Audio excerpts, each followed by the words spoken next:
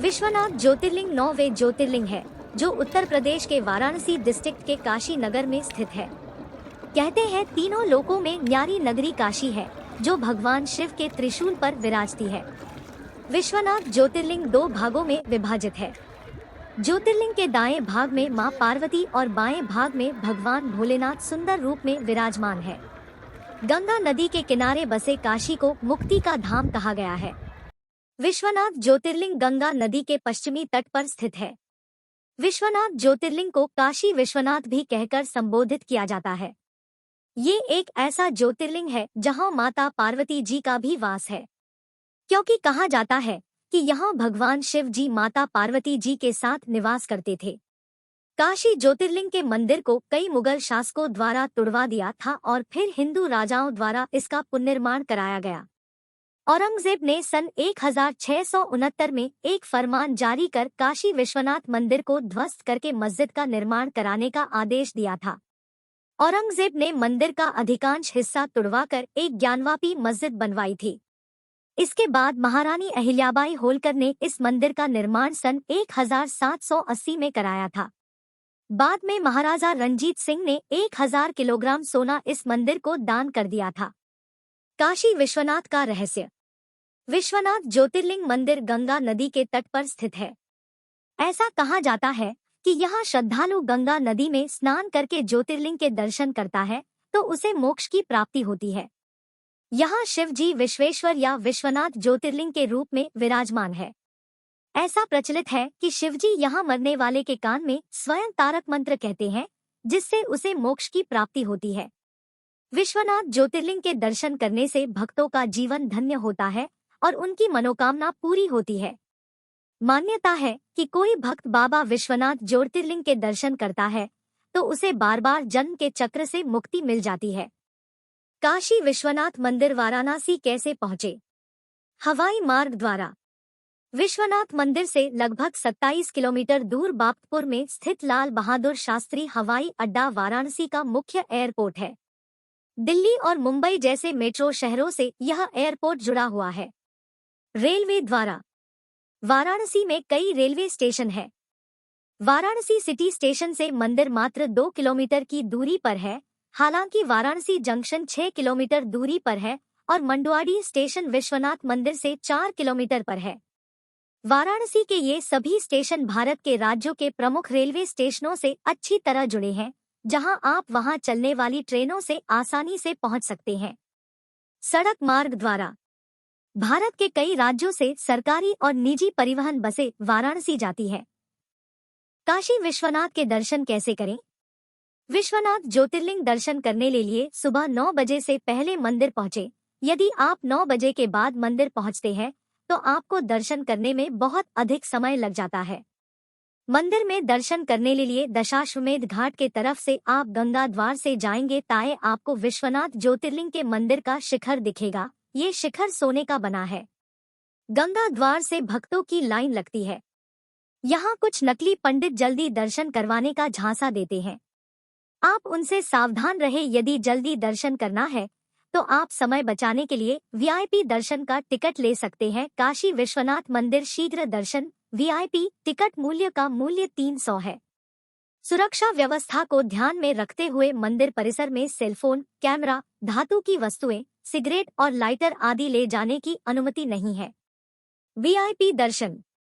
Online booking कराने वाले श्रद्धालुओं को आम श्रद्धालु से अलग नीलकंठ द्वार गेट नंबर 3 से प्रवेश दिया जाता है। मंदिर में बनाए गए हेल्प डेस्क पर तैनात मंदिर प्रशासन के कर्मचारी ऑनलाइन बुकिंग टिकट दिखाने पर क्यूआर कोड को स्कैनर से चेक करेंगे। चेकिंग के बाद दर्शनार्थी को एक पंडित मंदिर के उत्तरी गेट से गर्भगृह में प्रवेश करा के दर्शन पूजन कराएगा। दर्शन पूजा के बाद पश्चिमी गेट से दर्शनार्थी को बाहर निकाला जाएगा। ऑनलाइन वीआईपी दर्शन और आरती पूजा टिकट बुकिंग के लिए वेबसाइट लिंक डिस्क्रिप्शन में है। सामान्य दर्शन। सामान्य दर्शन के लिए दर्शन की लाइन में लग जाइए। मन ही नाम जय काशी विश्वनाथ का जाप करते रहें। थोड़ी देर में आप विश्वनाथ मंदिर के गर्भगृह पहुंच जाएंगे। आपको दर्शन करने के लिए कुछ ही सेकंड का समय मिलेगा। आप अपनी नजरें बाबा विश्वनाथ पर जमाए रखें उनकी छवि अपने अंतर्मन में उतार ले और मंदिर से बाहर आ जाइए। काशी विश्वनाथ मंदिर दर्शन समय। मंगला आरती 3 से 4 बजे सुबह। भोग आरती 11:15 से 12:20 बजे। संध्या आरती 7 से 8:15 बजे। श्रृंगार आरती 9 से 10:15 बजे। शयन आरती 10:30 से 11 बजे। विश्वनाथ ज्योतिर्लिंग मंदिर सुबह सुबह 2:30 पर खुलता है। फिर 3 बजे मंगला आरती होती है और आरती बाद सुबह 4 बजे से 11 बजे तक मंदिर भक्तों के लिए खोल दिया जाता है। 11:15 से 12:20 बजे के बीच भोगी आरती होती है और मंदिर के गर्भगृह का दरवाजा बंद कर दिया जाता है। फिर 2 बजे के बाद मंदिर फिर से खुलता है। 7 बजे से 8:15 बजे तक सप्तऋषि या सांध्य आरती होती है। 9 बजे से 10:15 बजे तक श्रृंगार आरती होती है और 10:30 बजे से 11 बजे के बीच शयन आरती होती है। फिर रात 11 बजे मंदिर बंद हो जाता है। काशी विश्वनाथ मंदिर के पास कहाँ रुकें? वाराणसी में रुकने के लिए कई जगह जैसे धर्मशालाएं, सस्ती होटल है। वाराणसी के किसी भी पर्यटन स्थलों के पास ही आपको रुकने की उत्तम जगह मिल जाएगी। भारत सेवाश्रम संघ, जयपुरिया धर्मशाला वाराणसी, अन्नपूर्णा तेलवाला धर्मशाला, सरदार वल्लभ भाई पटेल धर्मशाला, बैद्यनाथ भवन, बरनवाल सेवा सदन वाराणसी आदि कुछ धर्मशालाएं जहां आपको आपके बजट में अच्छे कमरे मिल सकते हैं। ध्यान दें, भीड़ से बचने का एक उपाय ये है कि मुख्य सड़क पर बने होटलों में न रहकर चौराहे के आसपास गलियों में तमाम छोटे छोटे गेस्ट हाउस और होटल बने हैं जो सड़क से हटकर शांत, सस्ते और रहने के लिए ठीक ठाक है। आप इनमें रुक सकते हैं। अगर आपका मन है कि आप खिड़की खोले तो गंगा को छूकर गंगा पार से आने वाली हवा आपके तनमन में ताजगी भर दे। आप सुबह वाली चाय सुबह बनारस का दीदार करते हुए पिए, रात का खाना गंगा की शांत लहरों को निहारते बनारस को जगमगाते हुए देखकर करे तो घाट किनारे बने होटल बस आपके लिए ही है। लेकिन ध्यान देने की जरूरत ये है कि घाट किनारे ज्यादातर छोटे छोटे लॉज और गेस्ट हाउस है। लग्जरी सुविधा बस दरभंगा घाट की ब्रिजर्मा पैलेस हवेली में मौजूद है। 18वीं सदी के आसपास बनी इस हवेली की 5 स्टार भव्यता बड़े बड़े लोगों को लुभाती है। काशी में जब फ्रांस के राष्ट्रपति इमैनुअल मैक्रोन आए थे तब मोदी जी के साथ इसी हवेली में लंच का कार्यक्रम प्रस्तावित था। कैंटोनमेंट एरिया इसे बनारस का छावनी इलाका कहा जाता है। इस एरिया का एक बड़ा हिस्सा भारतीय सेना के नाम है।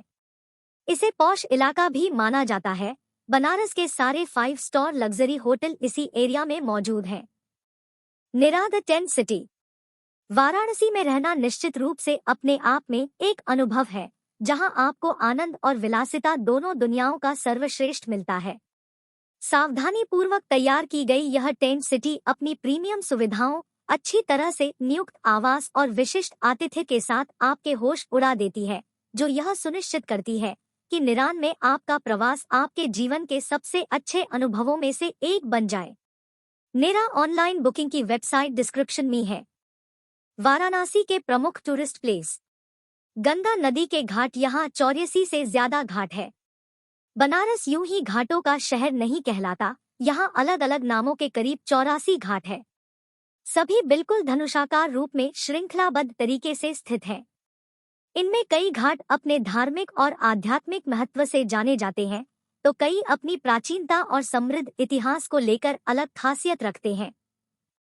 ये घाट अपनी निराली छटा के लिए भी खूब प्रसिद्ध है। इसलिए बनारस के जिस घाट पर भी हम लोग जाते, वहाँ की खूबसूरती को अपने कैमरे में कैद करने की कोशिश में लग जाते। काशी के घाटों में दशाश्वमेध घाट का प्रमुख स्थान है। यह घाट गोदौलिया के पास ही है। पुराणों के अनुसार यहाँ पर ब्रह्मा जी ने 10 अश्वमेध यज्ञ किया था। इस स्थल को ब्रह्मा द्वार भी कहा जाता है। इसका प्राचीन नाम रुद्र सरोवर है। गंगा के आगमन के साथ रुद्र सरोवर ही गंगा में विलीन हो गया। यहाँ के वर्तमान घाट का निर्माण 1748 में बालाजी बाजीराव पेशवा द्वारा करवाया गया।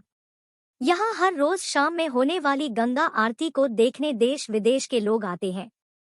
इसके अलावा 80 घाट, हरिश्चंद्र घाट, मणिकर्णिका घाट, केदार घाट, अहल्याबाई घाट, मानसरोवर घाट, गोला घाट, जिसमें से मणिकर्णिका घाट की यात्रा आपके जीवन को बदल सकती है। कहा जाता है कि भगवान शिव ने मणिकर्णिका घाट को अनंत शांति का वरदान दिया है। लोगों का यह भी मानना है कि यहाँ हजारों साल तक भगवान विष्णु ने भगवान शिव की आराधना की थी और ये प्रार्थना की थी कि सृष्टि के विनाश के समय भी काशी, जिसे पहले वाराणसी कहा जाता था, को नष्ट न किया जाए। श्री विष्णु की प्रार्थना से प्रसन्न होकर भगवान शिव अपनी पत्नी पार्वती के साथ काशी आए और उन्होंने भगवान विष्णु की मनोकामना पूरी की। तभी से यह मान्यता है कि वाराणसी में अंतिम संस्कार करने से मोक्ष अर्थात व्यक्ति को जीवन मरण के चक्र से छुटकारा मिल जाता है की प्राप्ति होती है। इसलिए इसमें कोई संदेह नहीं कि हिंदुओं में यह स्थान अंतिम संस्कार के लिए सबसे पवित्र माना जाता है। इस स्थान का नाम महाशमशान कैसे पड़ा, इस बात से जुड़े कई किस्से भी हैं। कुछ लोगों का कहना है कि भगवान शिव और पार्वती के स्नान के लिए यहाँ विष्णु जी ने कुआं खोदा था, जिसे लोग अब मणिकर्णिका कुंड के नाम से भी जानते हैं। जब शिव इस कुंड में स्नान कर रहे थे तब उनका एक कुंडल कुएं में गिर गया। तब से इस जगह को मणिकर्णिका, मणि यानी कुंडल और कर्णम मतलब कान, घाट कहा जाने लगा।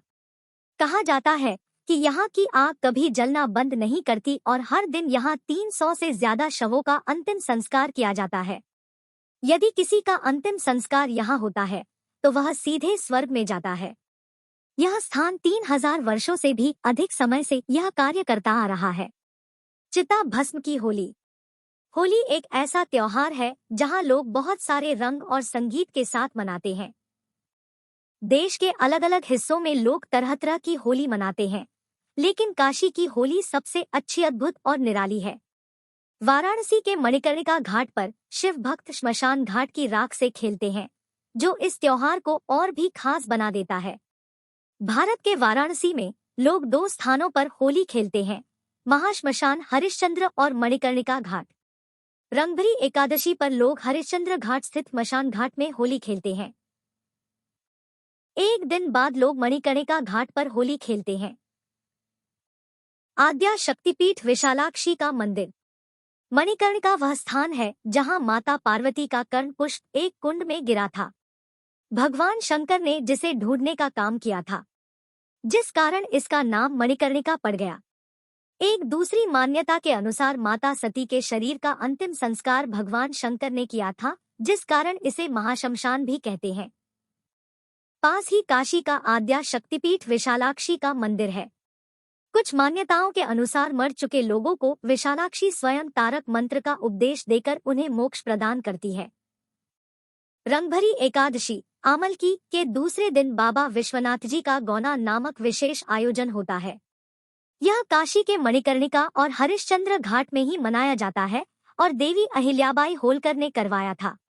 इसके अलावा वाराणसी में सरनाथ टेम्पल, रामनगर किला, चुनार का किला, नेपाली मंदिर भी आप मुलाकात ले सकते हैं। जायके वाली बनारसी गलियां। इस शहर की रवायतें और पौराणिक विरासत जितनी समृद्ध है, वैसे ही लुभाने वाली है यहाँ स्वाद की परंपरा। बनारस की गलियां अपने जायके के कारण भी जानी जाती है। कुल्हड़ वाली दूध, तरह तरह के फ्लेवर वाली लस्सी, वो बड़े बड़े दही बड़े, रबड़ी इन गलियों से स्वादिष्ट आपको और कहीं नहीं मिलेंगे। यहाँ गुपचुप खाना हो तो रेवड़ी तालाब की ओर रुख कर सकते हैं। वहीं सुबह के नाश्ते में कचौड़ी सब्जी और जलेबी का लजीज स्वाद लेना हो तो दशाश्वमेध घाट के पास वाली दुकान से अच्छा शायद ही कहीं मिले। इसी के बगल में एक अलग पहचान बना चुकी चाय कॉफी की भी दुकान है। इसके अलावा यहाँ के संकट मोचन मंदिर के देसी घी वाले बेसन के लड्डू, श्रीराम स्वीट हाउस की मलाई गिलौरी का स्वाद भी आप कभी नहीं भूल पाएंगे। स्वर्ग तक ले जाने वाली इस जगह का परिचय कराने के बाद अब आपको ऐसी जगह ले चलते हैं जो आपको, लेकिन मेरे अगले ब्लॉग में। बस थोड़ा सा इंतजार। Please don't forget to subscribe. ऐसे इन्फॉर्मेटिव वीडियो के लिए जुड़े रहिए हमारे साथ।